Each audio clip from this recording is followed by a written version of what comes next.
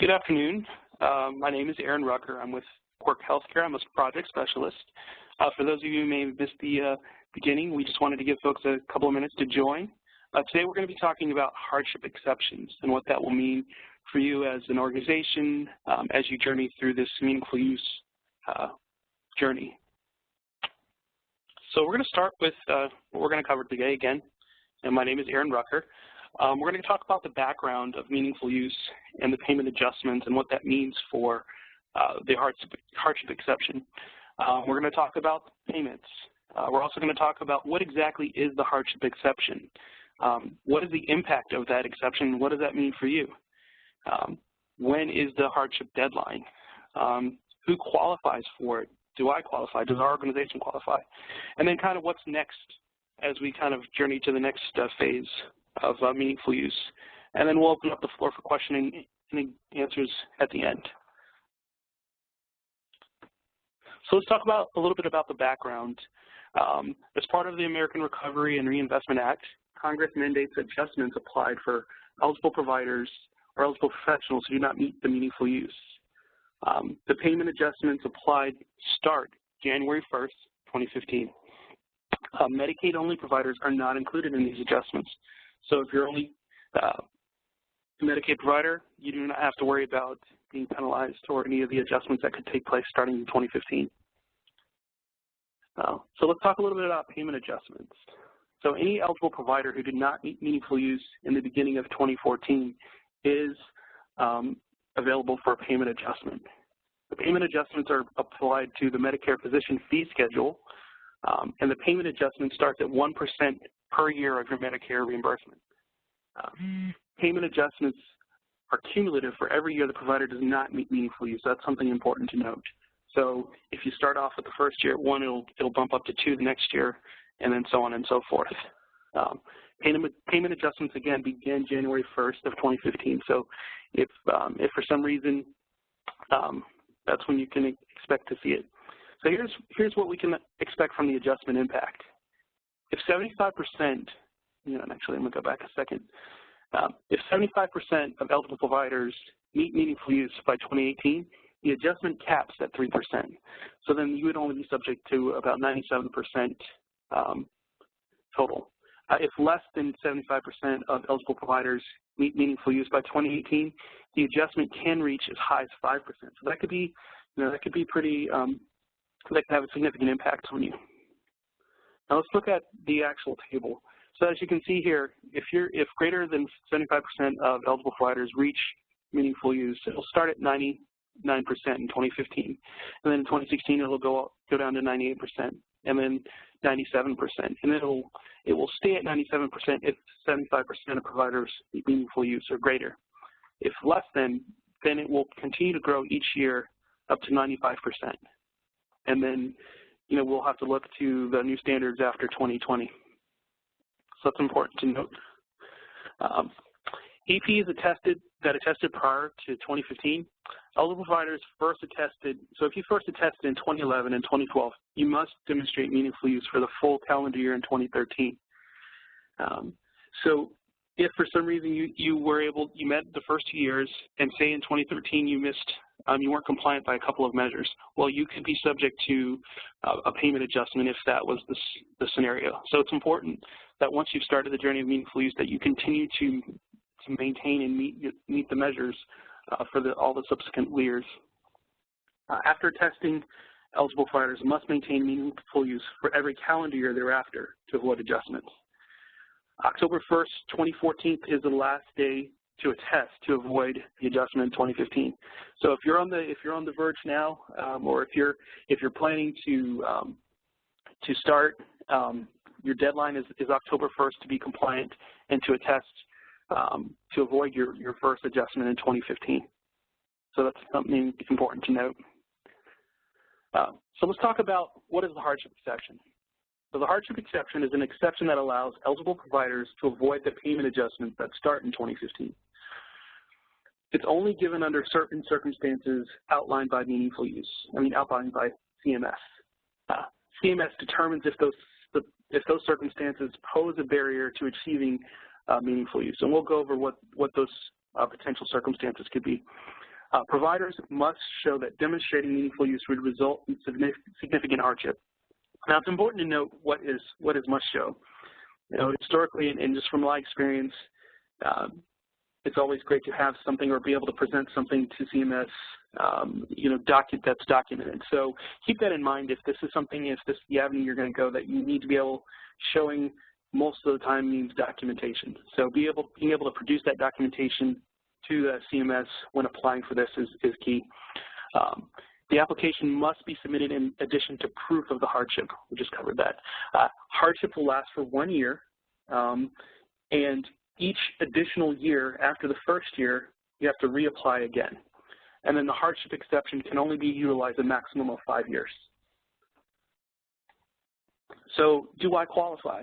Well, eligible providers attesting for the first time in 2014 but are unable to implement a certified EHR technology do qualify.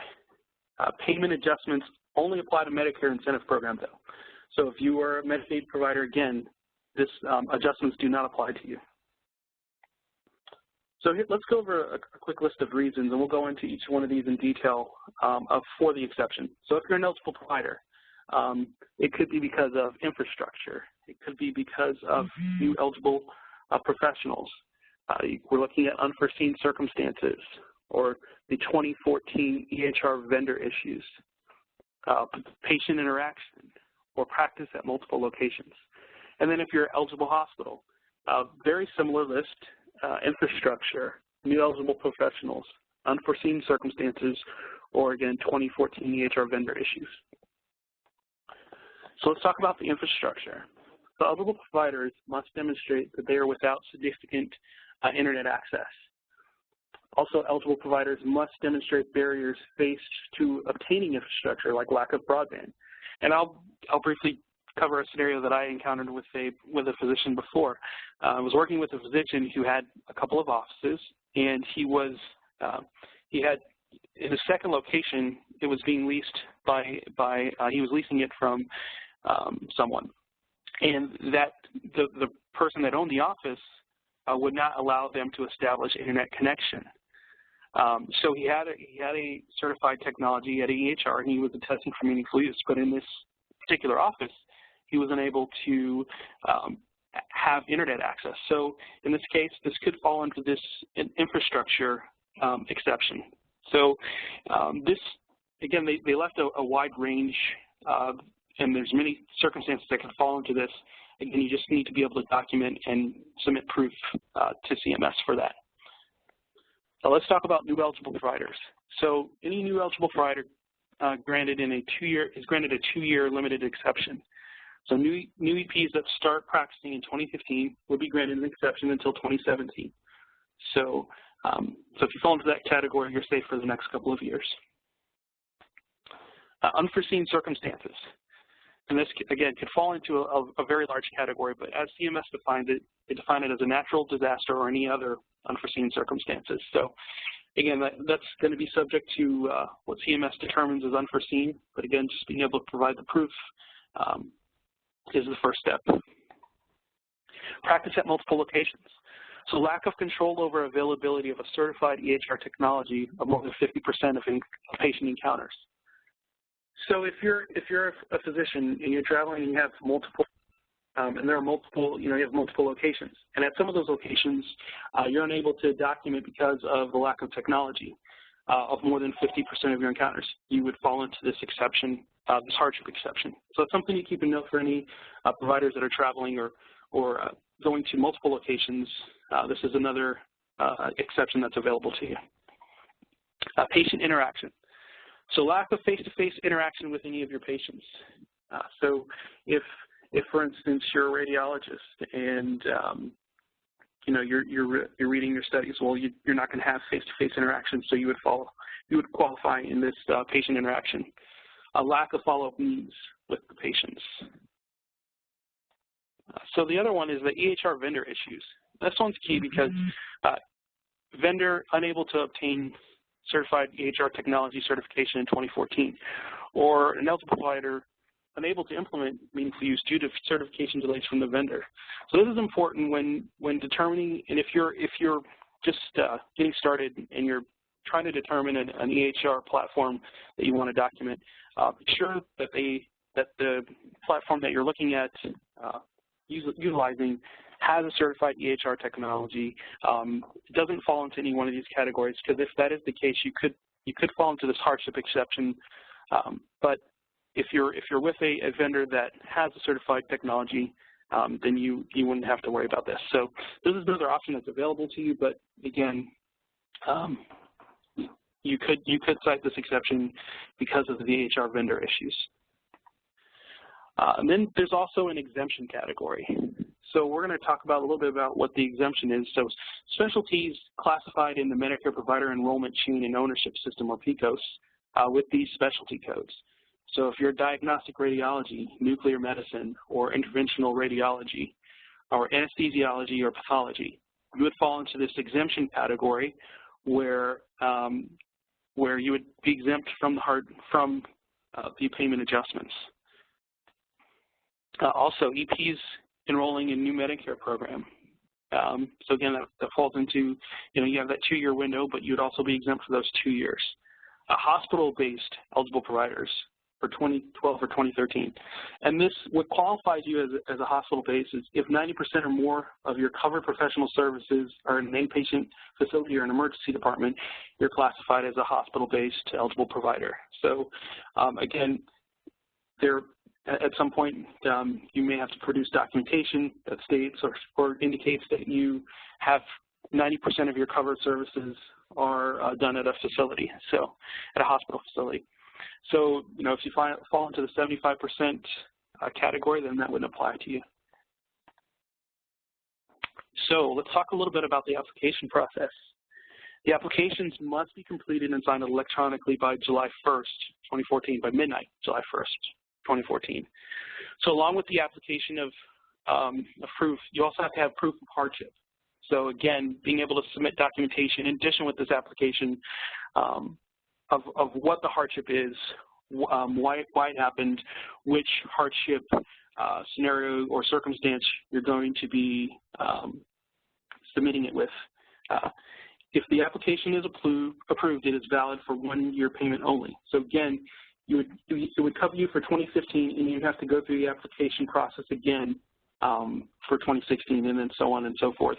And again, there's a cap, or there's a max of 5 years that you can apply for this hardship exception. If the application, if an eligible provider is claiming exception for the following year, a new application must be submitted. And then you can access the application here on the CMS website. We've noted it down here in the presentation.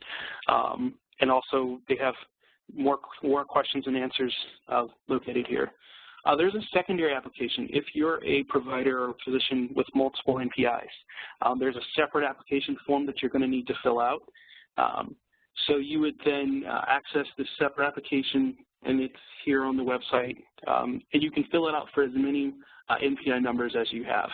So again, if you have multiple NPIs, you would have to fill out a separate application. And then moving forward in this process, if this is something that you are going to be interested in, check back with the CMS website. They're releasing updates regarding the exception here fairly frequently. The latest updates were just released here in March, so we wanted to be able to provide to you what's out there, what's being spoken about in the industry and on the CMS guidelines as it pertains to hardships, and how you can avoid the adjustments that will be starting here in 2015. So thank you for joining us today.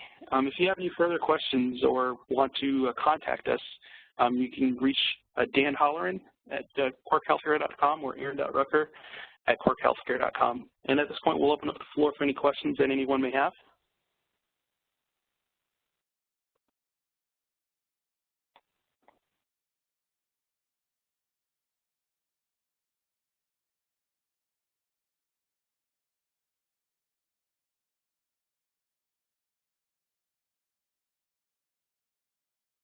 Okay, well, again, thank you for joining us today. We appreciate your visit, and again, if you had any further questions, please don't hesitate to email me or Dan Holleran. You can reach me again at aaron.rucker@quirkhealthcare.com or Dan Holleran at dan.holleran@quirkhealthcare.com. Thanks again.